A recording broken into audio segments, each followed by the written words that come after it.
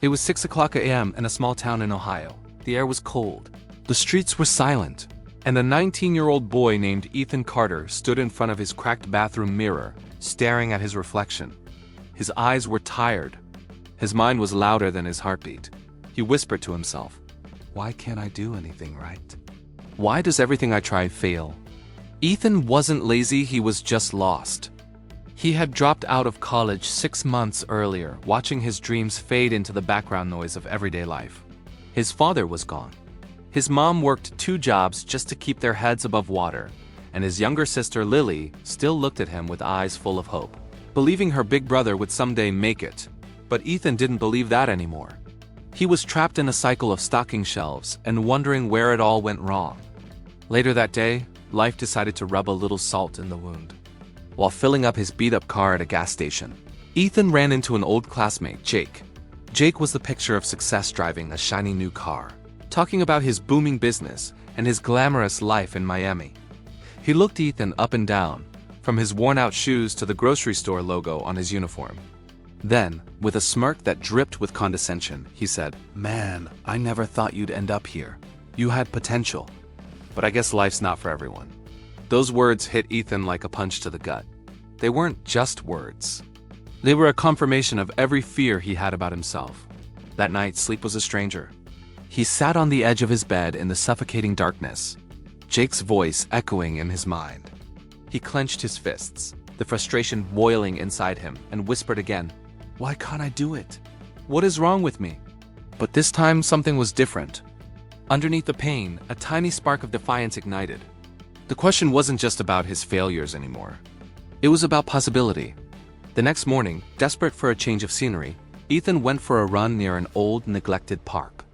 There, he saw a homeless man sitting on a bench, completely absorbed in a tattered book.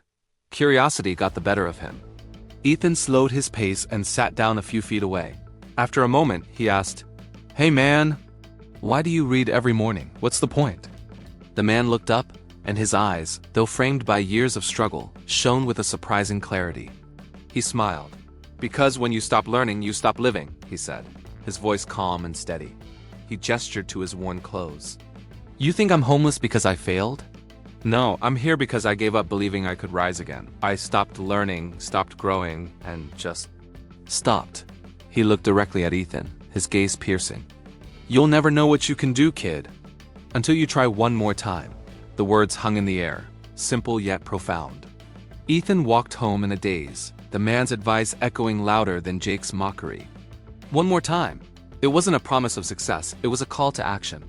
It was a challenge to himself. That night, a newfound energy coursed through him. He dug out an old, dusty notebook from under his bed. He flipped to the first page, where, in a younger, more hopeful handwriting, he had written his dream. "I want to become a filmmaker. I want to tell stories that change lives." A bitter laugh escaped his lips.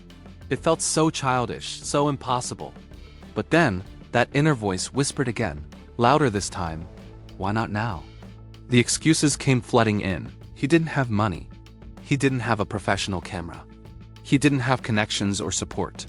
The mountain in front of him seemed insurmountable. But this time he had something he didn't have before, a powerful, burning reason.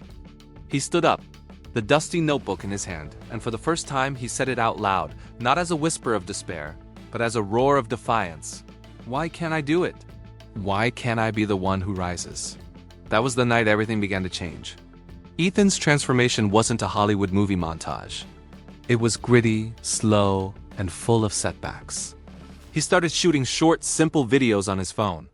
He spent his breaks at the grocery store not scrolling social media, but hunched over, writing scripts on napkins. He devoured free tutorials on YouTube, learning how to edit, how to frame a shot, how to tell a story. Of course, the world around him didn't magically start cheering him on. His friends laughed. "Bro, be realistic," they'd say. "You need a real job, a real plan." The doubt was everywhere. But Ethan had his armor now. Every morning, looking in that same cracked mirror, he didn't see a failure. He saw a fighter. And he repeated his mantra, "Why can't I do it?" It became his fuel. After months of relentless effort, he finished his first real short film. He poured his heart, his hopes, and his sleepless nights into it. He uploaded it online, his hands shaking, and waited. The result? Crushing silence. A few pity views from family, maybe 10 in total. The humiliation was intense. The old voice of failure screamed in his ear, "See? Jake was right. You're just a grocery store clerk." He wanted to quit, to throw his phone against the wall and forget this entire foolish dream. Just as he was about to give in to despair, his bedroom door creaked open. It was his little sister Lily. She quietly walked over and handed him a small, folded piece of paper without a word. He opened it. Her childish handwriting read, "You're my hero. Even if the world laughs, I know you'll make it." Tears welled up in Ethan's eyes, blurring the words. In that moment, he realized this wasn't just about him anymore. It was for Lily, who never stopped believing. It was for his mom, working herself to the bone. It was for that man in the park. He wasn't just fighting for his dream. He was fighting for their hope. He dried his eyes and picked up his phone. He started again. But this time, he wasn't going to make a story about success. He was going to make a story about what he knew best: failure. He crafted a raw, honest film about the struggle, about falling down and having the courage to get up, again and again, especially when nobody is watching, when nobody believes in you. It was his story. It was the story of so many others. He uploaded it, but this time he didn't wait. He turned off his phone and, for the first time in a long time, fell into a deep, peaceful sleep. The next morning, he woke up to a strange buzzing sound. It was his phone. It wouldn't stop. He picked it up, his heart pounding. The screen was flooded with notifications. Over 2 million views. Thousands of comments were pouring in. This story saved my life. I was about to give up. I needed this today. Thank you for reminding me that I can do it too. Ethan scrolled through the messages, his hands trembling. He had done it. That one, simple, desperate question he had asked himself in his darkest moment, "Why can't I do it?" had transformed his life. But more than that, it had sparked a fire in thousands of other people who were sitting in some of their own dark rooms, asking themselves that very same question. His story became their answer. So if you're listening to this and you feel lost, if you feel like you failed, I want you to ask yourself that same question. Not with despair, but with defiance. Why can't you be the one? Why can't you rise? The journey starts with that one question. Thank you for watching.